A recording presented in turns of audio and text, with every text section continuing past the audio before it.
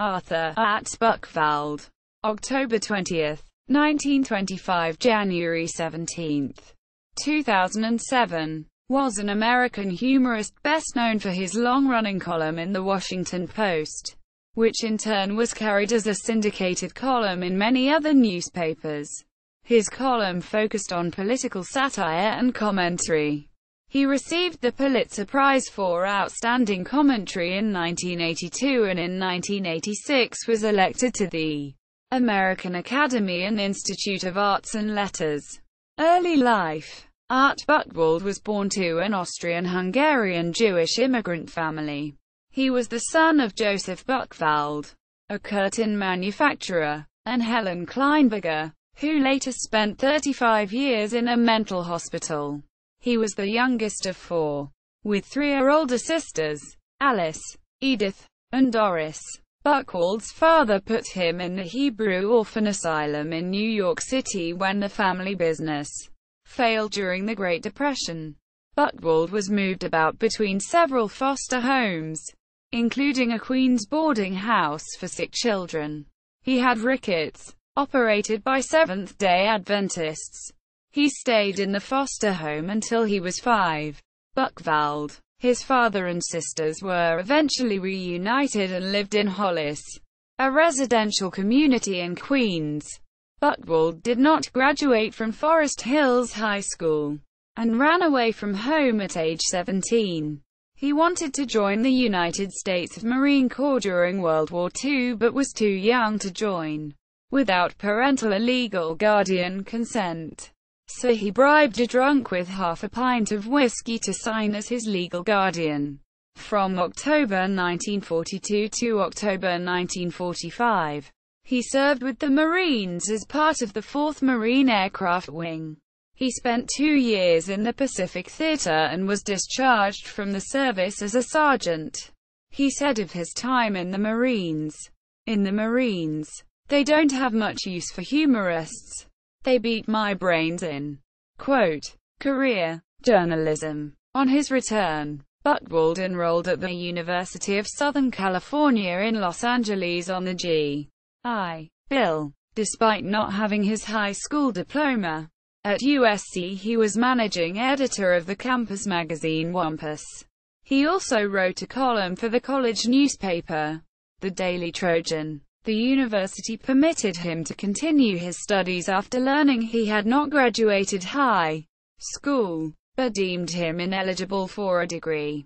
He received an honorary doctorate from the school in 1993.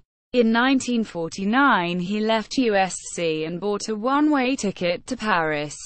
Eventually, he got a job as a correspondent for Variety in Paris. In January 1950, he took a sample column to the offices of the European edition of the New York Herald Tribune, titled Paris After Dark.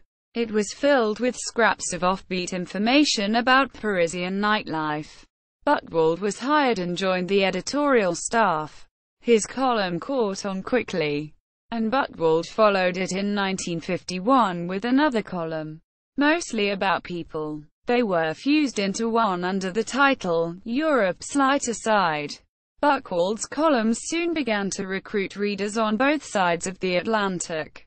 In November 1952, Buchwald wrote a column in which he attempted to explain the Thanksgiving holiday to the French, using garbled French translations such as kilometers déboutish for miles standish. Buchwald considered it his favorite column, and it was later rerun every Thanksgiving during Buchwald's lifetime. Buchwald also enjoyed the notoriety he received when the U.S. President Dwight Eisenhower's press secretary, Jim Haggerty, took seriously a spoof press conference report claiming that reporters asked questions about the president's breakfast habits. After Haggerty called his own conference to denounce the article as unadulterated rot, Buchwald famously retorted, "Haggerty is wrong. I write adulterated rot." On August 24, 1959, Time magazine, in reviewing the history of the European edition of the Herald Tribune, reported that Buchwald's column had achieved an institutional quality Quote, while in Paris, Buchwald became the only correspondent to substantively interview Elvis Presley, both at the Prince de Galles Hotel, where the soon-to-be Sergeant Presley was staying during a weekend off from his army stint in Germany. Presley's impromptu performances at the Lido piano, as well as his singing for the showgirls after most of the customers had left the nightclub, became legendary following its inclusion in Buchwald's best-selling book, I'll Always Have Paris. Buchwald returned to the United States in 1962 and was syndicated by Tribune Media Services. His column appeared in more than 550 newspapers at its height, and he published more than 30 books in his lifetime. He also contributed humidity to Marvel Comics' Crazy magazine, which tore apart statistics regarding 1970s campus life. Criticism. In Buchwald's later years, his detractors characterized the column as hackneyed, tiresome and not funny. When the Dallas Times-Herald canceled it in 1989, the editors did not receive a single letter of protest. By contrast, when the paper canceled the comic strip Zippy the Pinhead, so many readers complained that the editors were compelled to bring it back. In 2005, Timothy Noah wrote in Slate.com, "Yes, Buchwald still writes his column. No, it hasn't been funny for some time." Quote, film. Besides some literary cameos in renowned movies, an example of which is Alfred Hitchcock's To Catch a Thief, at the start of which an issue of Paris Herald-Tribune is shown in close-up to highlight a column bylined by Buchwald about jewel thefts on the French Riviera are setting up the plot. Buchwald also participated to the English dialogues of Jacques Tati's Playtime. Buchwald also had a cameo role in a 1972 episode of TV's Mannix Moving Target. Buchwald is shown in Frederick Wiseman's 1983 film, The Store, delivering a tribute to the store's owner Stanley Marcus. Personal life. Buchwald and his wife Anne, whom he met in Paris, adopted 3 children and lived in Washington, D.C. He spent most summers in his house in Vineyard Haven on Martha's Vineyard. Coming to America lawsuit. Buchwald was also known for the Buchwald v. Paramount lawsuit, which he and partner Alan Bernheim filed against Paramount Pictures in 1988 in a controversy over the Eddie Murphy film Coming to America. Buchwald claimed Paramount had stolen his script treatment. He won, was awarded damages, and then accepted a settlement from Paramount. The case was the subject of a 1992 book, Fatal Subtraction: The Inside Story of Buchwald v. Paramount by Pierce O'Donnell and Dennis McDougall. Illness and death. Buchwald underwent hospitalization twice for mental disorders, once in 1963 for severe depression, and again 24 years later for bipolar disorder. He publicly recounted these experiences in 1999.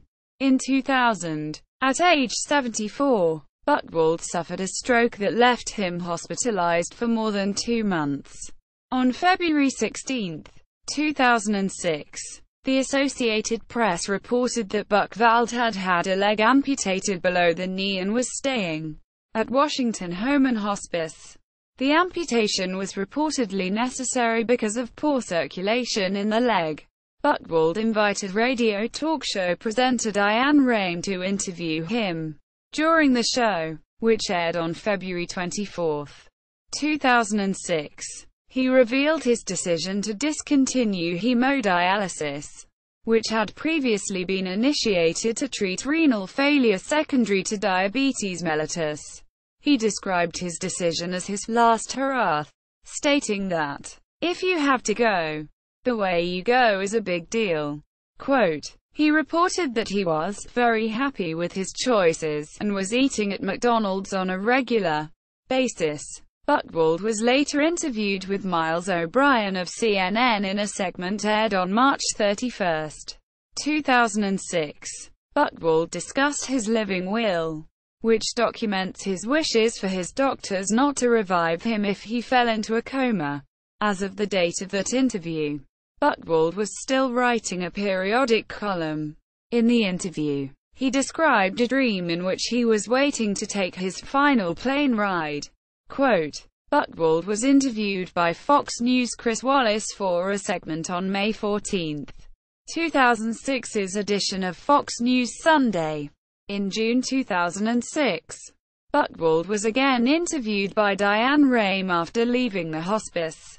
He reported that his kidney was working and that he blesses him every morning. Some people bless their hearts.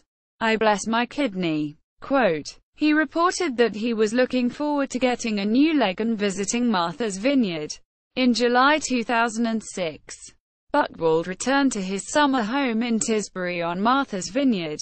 While there, he completed a book titled Too Soon to Say Goodbye, about the 5 months he spent in the hospice. Eulogies that were prepared by his friends, colleagues, and family members that were never delivered, or not delivered until later, are included in the book. On November 3, 2006, television news reporter Kyra Phillips interviewed Buchwald for CNN. Phillips had known Buchwald since 1989, when she had first interviewed him. On November 22, 2006, Buchwald again appeared on Rame's show, describing himself as a poster boy for hospices, because I lived. Quote, in December 2006, in his final interview, he told nurse-writer Terry Ratner that he was also a poster boy for nurses.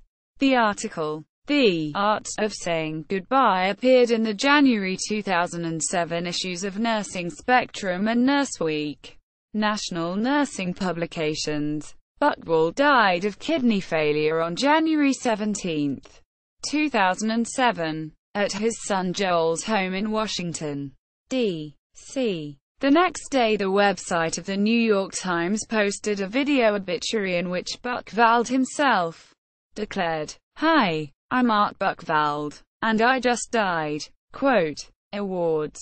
In addition to the Pulitzer Prize, Buchwald in 1997 received the S. Roger Georchow Award for Greatest Public Service by a Private Citizen, an award given out annually by Jefferson Awards. Books. Paris After Dark. Imprimerie du Centre 1950. Also published by Herald Tribune. European ed. S. A. 1953. Art Buchwald's Paris. Lion Library. 1956. I Chose Caviar. Victor Gollancz. 1957. The Brave Coward. Harper. 1957. More Caviar. Victor Gollancz. 1958. A Gift from the Boys. Harper. 1958. Don't Forget to Write. World Pub. Co. 1960. Come With Me Home. Complete novel also by Gladys Hasty Carroll and Jared Tickle. Doubleday. 1960. How Much Is That in Dollars? World Pub. Co. 1961. Is It Safe to Drink the Water? PBK Crest Books. 1963. I Chose Capital Punishment. World Pub. Co. 1963. And Then I Told the President. The Secret Papers of Art Buchwald. Weidenfeld and Nicholson. 1965. Son of the Great Society. Putnam. 1966. Have I Ever Lied to You? Putnam. 1968. The Establishment is Alive and Well in Washington. Putnam. 1969. Counting Sheep. The Log and the Complete Play. Sheep on the Runway. Putnam. 1970. Oh, To Be a Swinger. Vintage. 1970. Getting High in Government Circles. Putnam. 1971. I Never Danced at the White House. Putnam. 1973. I Am Not a Crook. Putnam. 1974. The Bolo Caper. A Fable for Children of All Ages. Doubleday. 1974. Irving's Delight. At Last. A Cat Story for the Whole Family. McKay. 1975. Washington is leaking. Putnam. 1976. Down the Seine and Up the Potomac. Putnam. 1977. Best Cartoons of the World Miller Collection. Brown University. Atlas World Press Review. 1978. Art Buchwald by Leonard Probst. Transcript of an interview conducted by Leonard Probst, March 31 and April 1, 1978. American Jewish Committee. Oral History Library. 1978. The Buchwald Stops Here. Putnam. 1979. Seems Like Yesterday and Buchwald Interrupted by Art Buchwald. Putnam. 1980. Lay Back in Washington. Putnam. 1981. While Reagan Slept. Putnam. 1983. You Ask. Buchwald Answers. Listen and Learn U.S.A. 1983. The Official Bank Haters Handbook, also by Joel D. Joseph. National PR Books. 1984. You Can Fool All of the People All the Time. Putnam. 1985. I Think I Don't Remember. Putnam. 1987. Whose Rose Garden Is It Anyway? Putnam. 1989. Lighten Up, George. Putnam. 1991. Leaving Home. A Memoir. Putnam. 1994. I'll Always Have Paris. A Memoir. Putnam. 1995. Stella in Heaven. Almost a Novel. Putnam. 2000. We'll Laugh Again. Putnam. 2002. Beating Around the Bush. 7 Stories. 2005. Autobiography. Too Soon to Say Goodbye. Bantam Books 2006. ISBN 1-58836-574-3. ISBN 978-1-58836-574-3. See also. Sally Perrone. Further reading. The Official Bank Haters Handbook, also by Joel D. Joseph. National PR Books. 1984. You Ask. Buchwald Answers. Listen and Learn U.S.A. While Reagan Slept. Fawcett 1983. Lay Back in Washington with Art Buchwald. Putnam. 1981. ISBN 0-399-12648-1. ISBN 978-0399-12648-2. Seems Like Yesterday. Barclay Pub Group. 1981. 100 Years of the Paris Trib. From the Archives of the International Herald Tribune. Author. Bruce Singer. Introduction by Art Buchwald. Harry N. Abrams. New York 1987. ISBN 0-8109-14107. ISBN 978-0810914100. Art Buchwald. Barry Crimmins. Paul Krasner. Kurt Vonnegut. Beating Around the Bush. An Evening of Satire, recorded on October 6, 2005 at the New York Society for Ethical Culture. 63 minutes. MP3 format. Diane Rame interviews Art Buchwald in his hospice room. February 24, 2006. Real Audio. Windows Media. The Final Days of Art Buchwald. A visit by Suzette Standring, editor and publisher. Schaefer. Ronald G. March 4, 2006. The Genius of Art Buchwald. The Washington Post. Retrieved April 25, 2010. Hold the eulogies. He's not ready to sign off yet. The Boston Globe, July 16, 2006. Art Buchwald dies with funny bone intact. Forbes.com. Appearances on C-SPAN.